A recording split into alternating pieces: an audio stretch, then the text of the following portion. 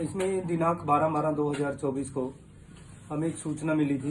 रिंकू नाम के लड़के ने फ़ोन किया था कंट्रोल में। कंट्रोल से फिर हमें सूचना मिली थी एक डेड बॉडी टिक्का मार्केट के पास जो रेलवे रोड है वहाँ पे कोई अननोन अनजान व्यक्ति की डेड बॉडी पड़ी थी। तो सूचना पाकर कृष्णा गेट थाने से पुलिस पहुंची और हम भी वहाँ, हमारी टीम भी मौके पे पहुंची और सीन ऑफ क्राइम टीम को बुलाया। तो उसका डेड बॉडी का जब हमने मुआयना किया तो पता लगा कि इसका मर्डर किया हुआ था और वो नेपाली लड़का था। सबसे पहले हमने उसको आसपास में उसकी फोटोज भेजी और आसपास लोगों से उसके बारे में पूछा और उसकी आइडेंटिफिकेशन हमने पता की कि ये कौन बंदा है। और उसके बाद रिंकू नाम का लड़का था जो रेडियल करता है, उसकी बयान पे फिर हमने इसमें केस में एफआईआर दर्ज करी और ये आगे इन्वेस्टिगेशन के लिए एसपी साहब ने हमें मार्क की। तो हमारी टीम में से सब इंस्पेक्टर प्रेम, पीएसआई प्रमोद, एएसआई राम कुमार और एएसआई सुरेंद्र ने अपनी अलग अलग टीमें बना के कैमरे देखने शुरू करे कि ताकि ये पता लगाया जा सके कि इस मृतक के साथ लास्ट टाइम में उस रात को कौन आदमी था। तो हमने आने जाने वाले दोनों रूट में कैमरे चेक किए तो कैमरे में से फिर हमें ये कई कैमरों में ये दिखाई दिया और इसके साथ एक लड़का।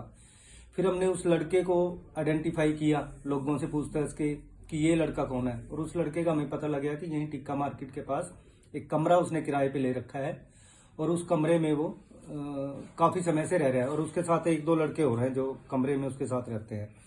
तो उस लड़के का नाम कुलविंदर हमें पता लग गया, कुलविंदर उर्फ मनदीप, और उसको सिल्ला के नाम से भी जानते हैं। जो उसके पिताजी का नाम जसविंदर है और दबखेड़ी गांव का रहने वाला है।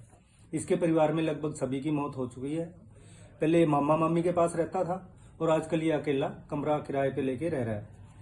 जब इस लड़के को हमने आइडेंटिफाई किया तो इसका फोन नंबर हमें मिला।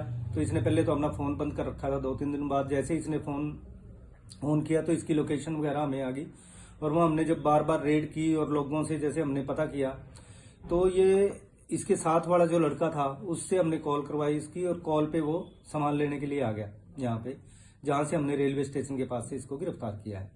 पूछताछ पे इसने बताया कि उस रात ये भी दारू के नशे में था और जो ये नेपाली लड़का है जिसकी हत्या हुई है वो भी, उसने भी बहुत ज्यादा शराब पी हुई थी। ये भी किसी पार्टी से पी के आया था जो मनदीप है।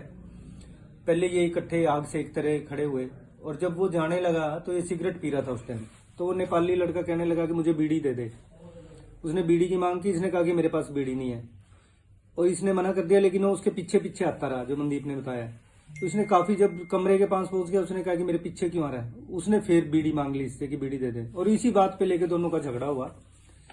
तो झगड़े में उसके जो मनदीप ने बताया कि मैंने 5-4 उसको लगाए और वो वहां से चला गया और मैं कमरे की तरफ चला गया। लेकिन थोड़ी देर में वो नेपाली लड़का एक सरिया लेके आया उसको मारने के लिए और फिर ये भी कमरे से नीचे उतर के फिर इनकी दोबारा से हाथापाई हुई और कमरे से ये चाकू लेके आया और उसने उस हाथापाई में वो नेपाली जब नीचे गिरा तो उसकी गर्दन काट दी। और अगले दिन जब इसको पता लगे कि वो लड़का जिसके साथ इसकी हत्यापाई थी, सुबह डेड बॉडी उसकी, क्योंकि शोर मच गया था कि डेड बॉडी मिली है और डर के मारे फिर ये भाग गया था कई दिन।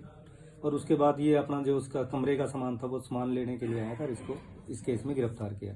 तो इनकी कोई रंजिश नहीं थी, वो सिर्फ मौके पे इनकी लड़ाई झगड़ा हुआ है और बीड़ी को लेके इनका झगड़ा हुआ है। इस छोटी सी बात को लेके इन्होंने इसकी हत्या कर दी।